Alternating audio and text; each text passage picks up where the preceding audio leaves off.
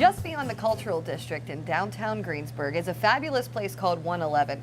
I act like the folks at home haven't heard of it, but everybody's heard of 111, and that's primarily because of you. Chef Brian Hudson is here with us tonight from 111, and tell us, what are you making today? Today we're going to make a Parmesan crusted chicken breast that's just going to be topped with a very simple arugula salad, just some fresh prosciutto Parma ham, fresh capers, and a little bit of a lemon vinaigrette. We're just going to top it with a little bit of shaved Romano cheese.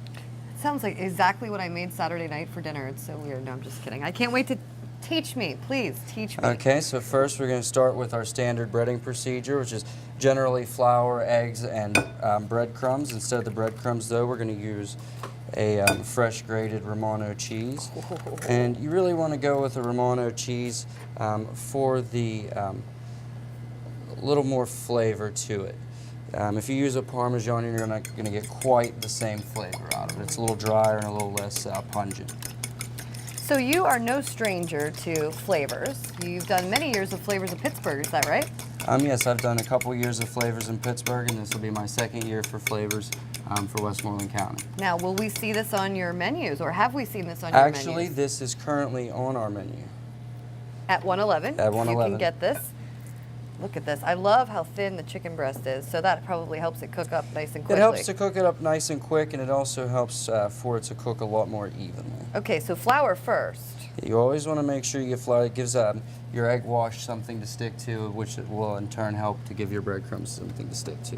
Okay. And we're going to go with a nice medium heat here, and let our pan start to get nice and warm.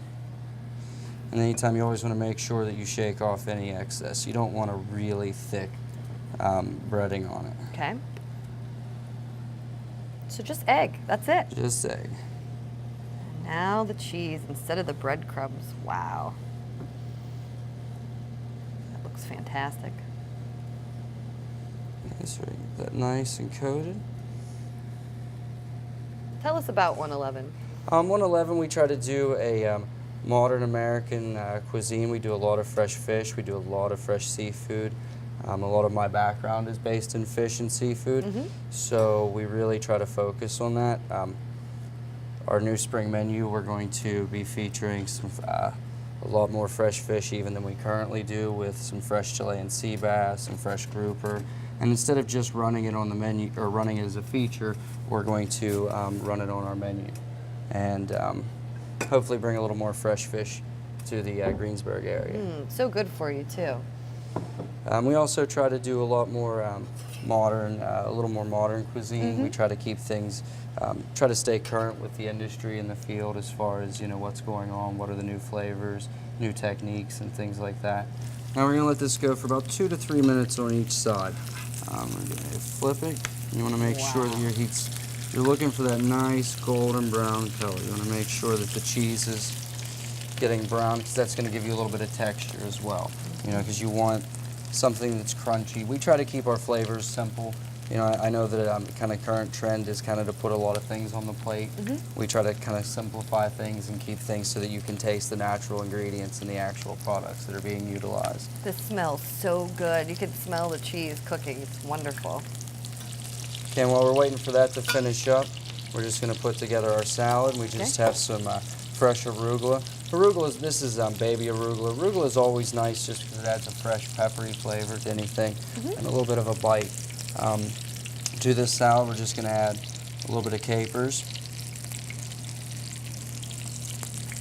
This is some julienned prosciutto Parma, which is just a salt-cured ham. And then this is just a simple lemon vinaigrette, and all this is just literally fresh lemon juice, olive oil, salt and pepper, just to keep it simple, because we really don't want to overpower the flavor. We just want the acidity to help to cut through the cheese on the chicken itself.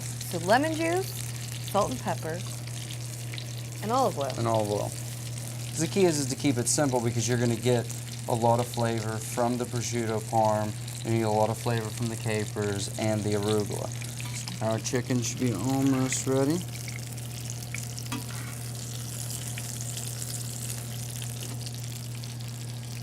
Now, when you're making this at home, it could be very easy to burn this if you're not watching it. One of my biggest suggestions if you're going to make this at home is to brown it and then just pop it into a 350 oven. Oh, really? And let it go for 7 or 8 minutes. That way you don't have to worry about it burning.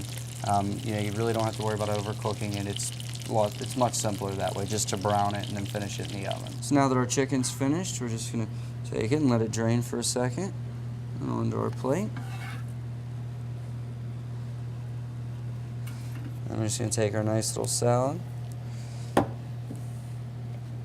You don't want to dress the salad too far in advance because it'll start to break down the lettuce or the arugula itself. You want it to still have some of its structure. And then just to finish it, we're just going to take a little bit of fresh Romano and grate this right over the top. And now my favorite part. So I'm going to cut you a piece of this chicken. There you go. I'm going to cut myself a piece of this chicken. Some salad on there. And you definitely want to try to pick up, a little bit of the capers and a little bit of prosciutto and get a little bit in each bite. That is fantastic. What a wonderful combination. And I think too, people are always looking for new ways to make chicken at home. This is fantastic. But I would never go home to make this. I would just come straight to you. You were fantastic today. Thank you for all that you do for the Liver Foundation and Flavors of Westmoreland. You can check out Chef Brian at 111 in Greensburg, just outside the Cultural District.